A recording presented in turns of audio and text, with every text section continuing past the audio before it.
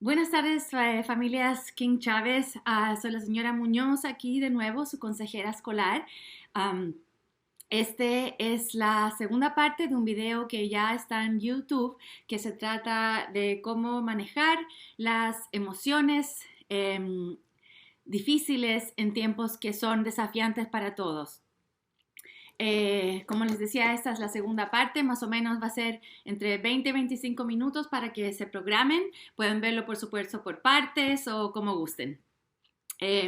La última vez terminamos ese video y los invitaba yo a hacer un símbolo así, ¿ok?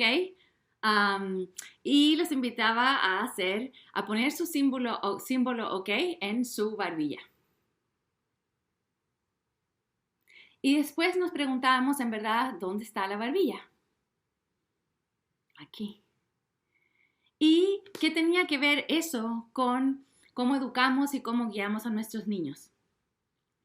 Entonces, si analizamos esto y pensamos que nuestros niños siempre nos están escuchando y sobre todo nos están viendo cómo reaccionamos frente a diferentes situaciones, pero sobre todo en situaciones que son de adversidad o situaciones difíciles o situaciones desafiantes como la que estamos enfrentando hoy en día todos como ciudad, como país, como mundo.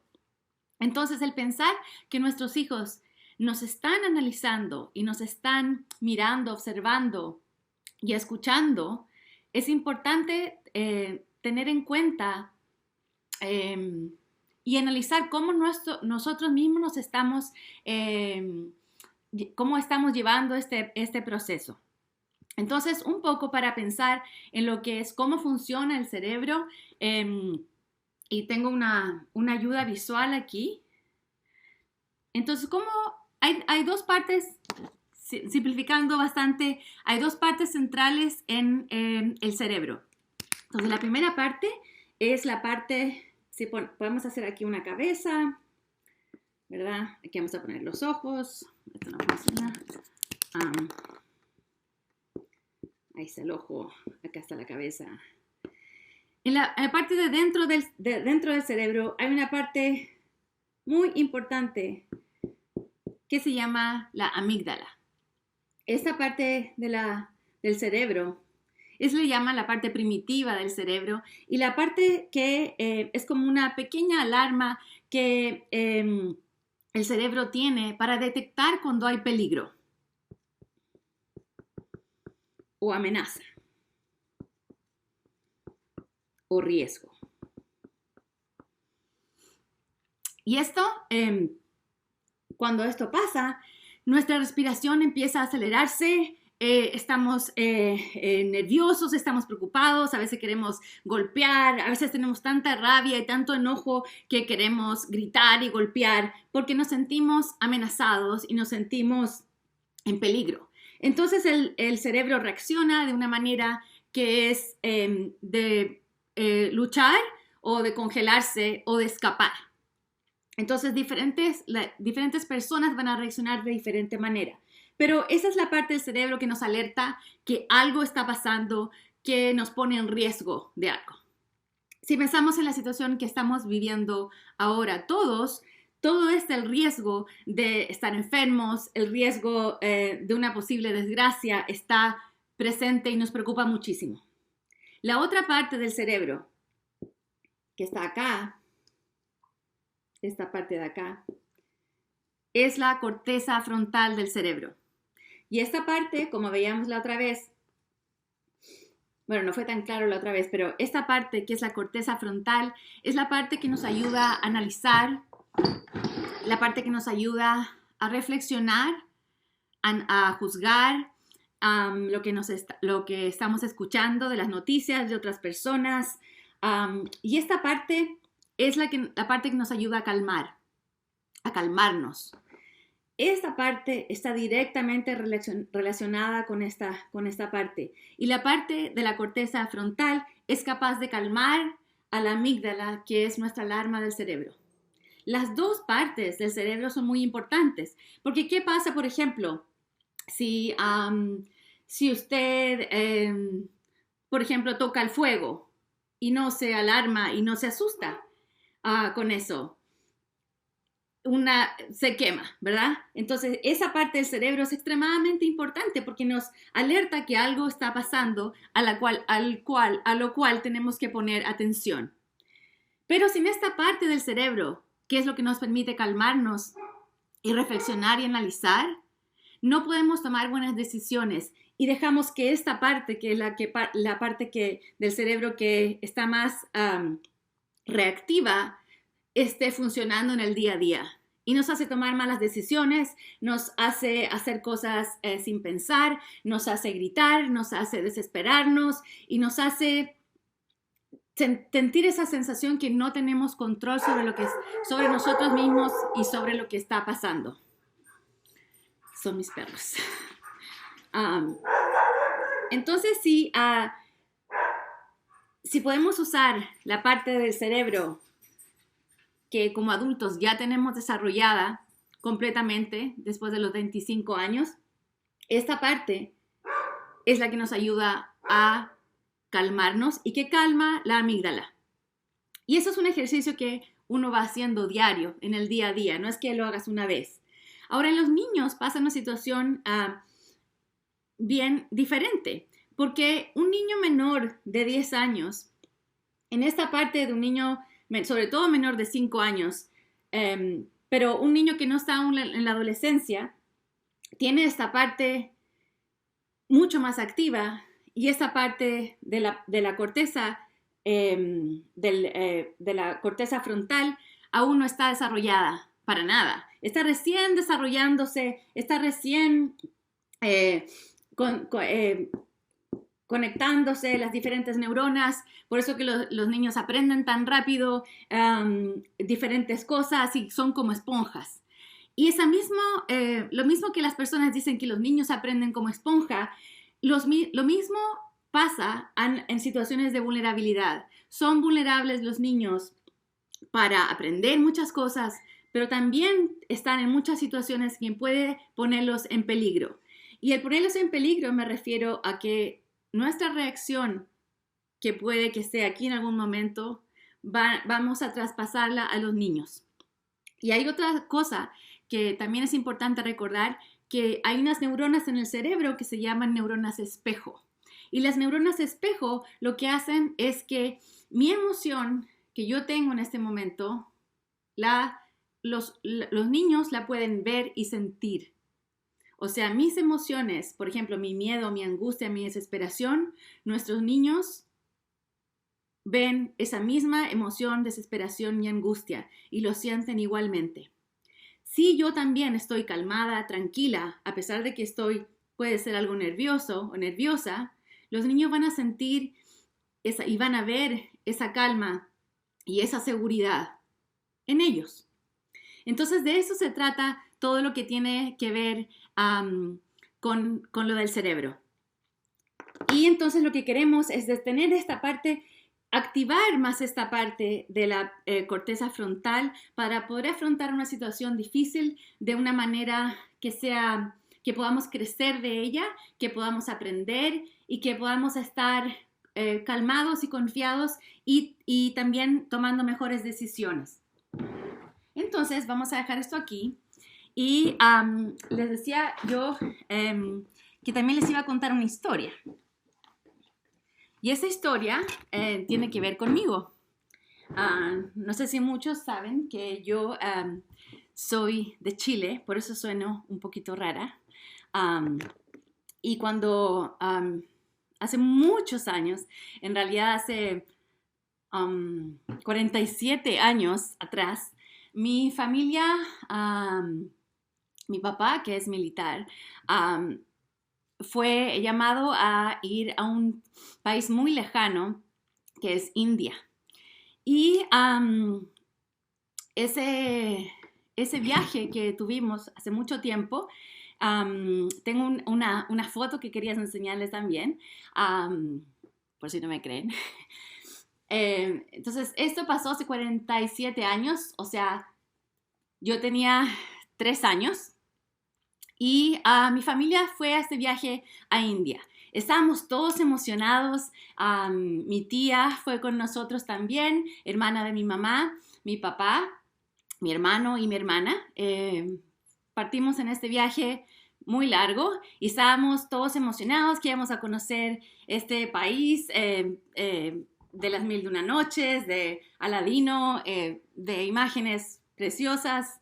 Y cuando llegamos allá, mi papá, bueno, primero les iba a enseñar que hay un libro que escribió mi tía. Ella ya murió, pero ella era escritora y también poeta. Y ella escribió un libro que recién puse atención ahora después de tanto tiempo, quizás por la situación en que estamos viviendo. Y por eso que muchas de las cosas que les voy a contar es lo que ella escribió acá. No es porque yo me acuerde, porque yo era muy chiquita. Mis hermanos se acuerdan más. Mi hermano adolescente en esa época se acuerda un poco más. Pero principalmente son detalles de las experiencias que ella escribió en su libro. Y aquí tengo una foto, así se puede ver. La más chiquita que está ahí, este puntito que está aquí, esa soy yo. Esa es mi hermana. El que está aquí es mi hermano, mi mamá y mi tía. Mi papá no está en la foto porque mi papá estaba en el borde con Pakistán haciendo misiones diplomáticas para tratar de evitar una guerra que sigue todavía con problemas el límite de los países. Pero a lo que va esta historia es que, como les decía, estábamos todos emocionados cuando llegamos allá y justo después que mi papá se fue, porque él se iba a su trabajo como militar, una semana después que teníamos todos esos planes de conocer, de pasear, de estar emocionados, de estar en un país nuevo, llegaron noticias a través de unas señoras de la embajada que había ¿cómo se dice? Un outbreak, un brote de varias enfermedades, pero una de ellas era lepra, que es una enfermedad que se contagia el contacto directo. Y por varias otras maneras. En ese tiempo, hace muchos años, tantos años, no había mucha información de cómo se protegía, de cómo se contagiaba, etc. Y mi tía en ese libro cuenta que mientras mi papá ya se había ido y mientras estábamos ahí no sabiendo qué hacer en un país extraño, con un lenguaje extraño, con comidas extrañas, llegaron unas mujeres de la embajada y al lugar donde nosotros estábamos, a la casa donde estábamos, y nos miraron a mí, a mi hermana y a mi hermano y les dijeron: oh, ustedes vienen con niños chicos, los niños aquí se enferman muy rápido, y empezaron a contar varias historias terribles de lo que había pasado antes, de lo que podía pasar. Y mi tía rápidamente, mi mamá, primero que nada, mi mamá se impresionó tanto. Mi tía cuenta aquí que ella se fue directo al baño a llorar desconsoladamente porque no podía entender por qué habíamos llegado a esta ciudad donde habían muchas enfermedades, donde había llegado ella con sus hijos pequeños, yo de 3 años, mi hermana de 5 años y mi hermano adolescente, a un lugar donde habían tantos riesgos y peligros. Y se fue nada más a llorar al baño. Y mi tía les dijo a esas personas que cuenta aquí en el libro que se fueran, y todos estábamos como impresionados de lo que las mujeres habían dicho, asustados más que impresionados, nerviosos. Mi hermano estaba muy nervioso, mi hermana estaba también escuchando a mi mamá llorar y se puso a llorar, y yo estaba viendo qué pasaba, viendo escuchar qué es lo que pasaba. Entonces mi tía cuenta acá y dice, yo estaba quizás tan asustada o más que ello, pero no había más que hacer. Su papá no estaba, ese es mi papá, y mi hermana estaba desolada, esa es mi mamá. Pero me tenían a mí, su tía. Y entonces les dije, ahora me van a escuchar bien claro. Estamos juntos. Y así continúa hablando de lo que nos dijo ese día. Yo no recuerdo exactamente lo que me dijo porque, como les decía, yo tenía 3 años. Pero lo que cuenta acá en la historia es que ella, al ver que mi mamá estaba en una situación de, ¿verdad? ¿Recuerdan del cerebro que estaba descontrolada, no sabía qué hacer, no sabía qué pensar, no sabía cómo relacionarse con nosotros? Ella tomó las riendas, de alguna manera, de cómo enfrentar esta situación. Continúa en su historia contando que las mujeres venían, era como si escucharas la tele con todas las malas noticias que ven, y las noticias que ellas traían era que habían más brotes de otras epidemias de malaria, de otras enfermedades que habían por allá y que todavía hay, ¿verdad? Es un país que lamentablemente tiene muchas dificultades aún. Y las noticias que ellas traían no eran noticias que eran positivas ni nada alentador, sino al contrario. Entonces mi tía rápidamente les decía, muchas gracias, ok, muchas gracias. Estas señoras también hablaban inglés y mi tía nadie hablaba inglés, pero todos entendíamos que las noticias que traía no eran nada positivas.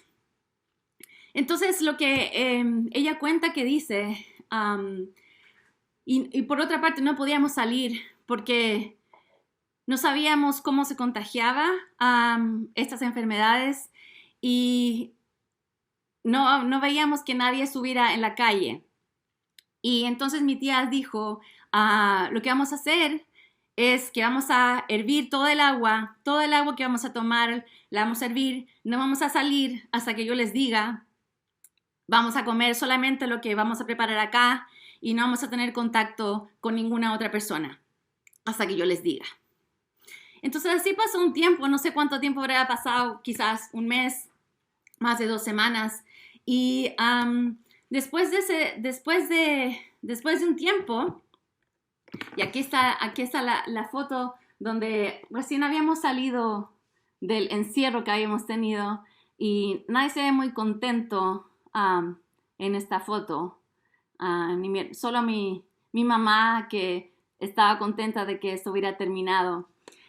Y bueno, esa situación, como les decía yo no recuerdo exactamente cuáles eran las palabras que ella usó, pero lo que sí puedo analizar y sacar en conclusión de lo que ella escribió acá, que en una situación que todos pensábamos que que podía ser bien entretenido, que podía ser emocionante estar en un país nuevo, de repente hubo un cambio de rutina, hubo algo que no esperábamos para nada, que estábamos solos, estábamos sin el papá, estábamos en un lugar desconocido, sin amigos, sin familia cerca, y lo único que teníamos era uno al otro.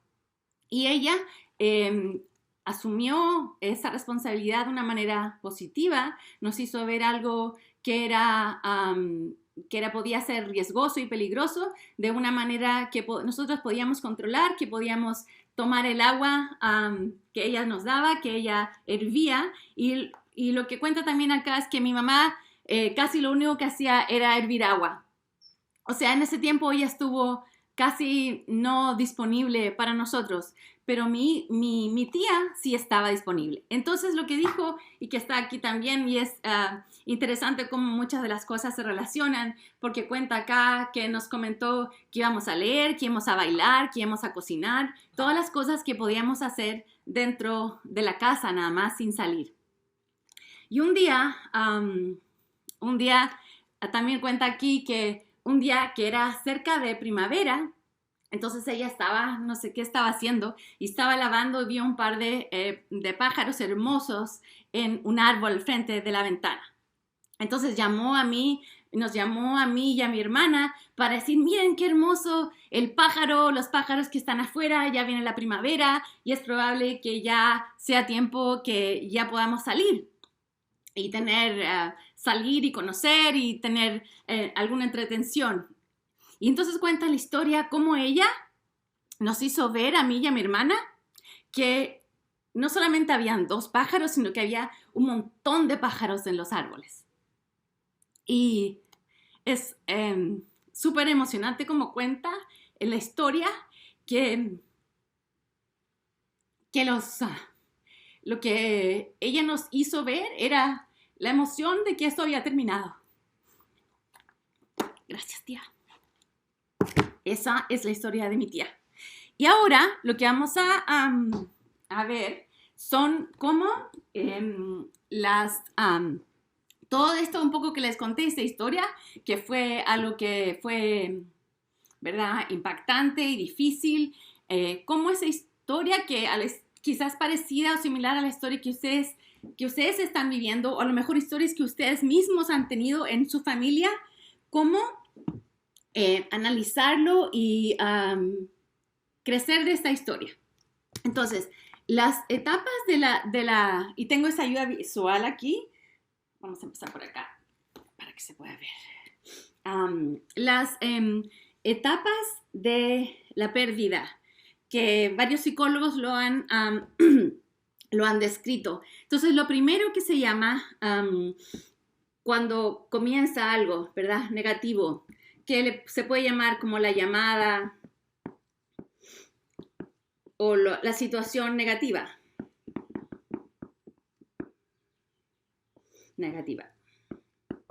Que puede ser una enfermedad, un lugar que es peligroso, una situación peligrosa, una enfermedad. Entonces, lo primero que uno piensa es que uno dice, nah, eso no va a pasar aquí, ¿verdad? Este coronavirus está en China, esto está muy lejos, estamos en Estados Unidos, esto no va a pasar acá. Y lo primero que uno piensa en estas situaciones es, no pasa nada. La negación. La negación es no ponerle atención. Y después viene otra etapa que es la rabia o el enojo. ¿Por qué me está pasando esto a mí? ¿Por qué el presidente no tomó medidas antes? ¿Por qué no hice esto yo? ¿Por qué no me fui a otro lugar? ¿Por qué me pasa esto a mí? Un poco el enojo y la rabia que sentimos con el mundo. ¿Por qué me pasa esto a mí? Después viene el miedo. El miedo es el temor de que nos pase esto a nosotros, el temor que nos pase, que nos enfermemos, el temor que tenemos de que haya mucho contagio, el temor. ¿Qué pasa si me enfermo? ¿Qué pasa si no tengo el dinero que necesito? ¿Qué pasa si no hay suficiente camas en los hospitales? El miedo. También puede ser la depresión, que algunas personas pueden vivir o victimizarse por eso. Eso es lo más terrible que nos va a pasar. Este es el fin del mundo y esto de aquí no vamos a salir. Después viene otra etapa y hay que pensar que algunas personas se quedan como pegadas en alguna etapa. Algunas personas todavía están en la negativa, si no pasa nada, podemos salir, podemos hacer fiestas, o todavía algunas personas están en la rabia porque el presidente no hizo esto, por qué no hacen esto, por qué no hacen esto otro, o el miedo y la depresión que nos inmoviliza de alguna manera. De aquí en adelante vamos en su vida, ¿verdad? Vamos así en su vida. Entonces, en esta etapa, después del miedo, viene una etapa que es la aceptación. Y desde la aceptación viene una travesía que se llama, que es descubrir nuevas formas de aceptar lo que está pasando de una manera que las podamos entender. Recuerden que la corteza frontal reflexiona, analiza y puede afrontar las situaciones riesgosas o desafiantes de una mejor manera. Y la aceptación nos lleva a tomar mejores decisiones. Hay nuevos hábitos, hay más confianza en nosotros mismos. Tenemos que aceptar que hay una nueva realidad. Quizás esa nueva realidad es temporal. La nueva realidad de nosotros ahora es que los niños están sin escuela. La nueva realidad ahora es que los niños acceden a su aprendizaje a través del internet o a través de lo que ustedes les ayudan en casa. Esa es una nueva realidad. La realidad que teníamos antes, la rutina y la realidad que teníamos antes, que era que los niños van a la escuela, yo los recojo, los niños van a los clubs, etc., era una rutina que de repente se rompió y pasamos por estas etapas. Y esta nueva realidad, que puede ser una realidad temporal, que va a ser temporal, es algo que nos lleva a tomar nuevos hábitos y nuevos desafíos también. Y luego, si seguimos acá arriba, hay una nueva etapa, que es la última etapa, que es la etapa que se llama resolución. Y en esta etapa, que ojalá todos lleguemos a esta etapa, después de una situación difícil como esta, la etapa de resolución es donde sentimos que hemos aprendido algo como familia, que hemos aprendido algo como personas y que hemos salido fortalecidos de una situación desafiante que tuvimos que vivir. Y en esta etapa, cuando llegamos a esta etapa, desarrollamos nuestra capacidad de ser resilientes, de aprender de los desafíos y de enfrentar quizás un nuevo desafío, una nueva situación en el futuro de una manera positiva. Ahora, si vemos las etapas, primero la negativa, esto no va a pasar aquí, esto les están exagerando, la rabia, ¿por qué nadie hace nada? El miedo o la depresión. Esas dos partes que vienen desde la aceptación de lo que está pasando, de crear nuevos hábitos y nuevas rutinas con nuestros hijos y con nosotros mismos para cuidarnos nosotros de lo que sentimos, de lo que vemos y cómo reaccionamos, nos lleva a desarrollar nuestra capacidad de resiliencia. Si nos quedamos estancados en una de estas etapas, entonces no podemos crecer, no podemos aceptar que hay una situación nueva a la cual tenemos que enfrentarla de una manera que sea positiva para que nuestros hijos a la vez enfrenten situaciones positivas, enfrenten situaciones negativas en el futuro de una manera saludable. Recuerden que lo que vimos en la primera parte de este video era lo que nuestros hijos ven, lo que nuestros hijos escuchan, las reacciones que tenemos nosotros. Entonces, espero que esta pequeña ayuda les haya sido útil para ustedes, para ver cómo ustedes están, nosotros, ¿verdad? Día a día estamos enfrentando qué cosas hacemos para autocuidarnos y cómo esta experiencia nos puede ayudar a nosotros mismos y enseñarle a nuestros hijos cómo enfrentar una situación desafiante en el futuro. Entonces, gracias por escuchar. Me encantaría escuchar sus historias.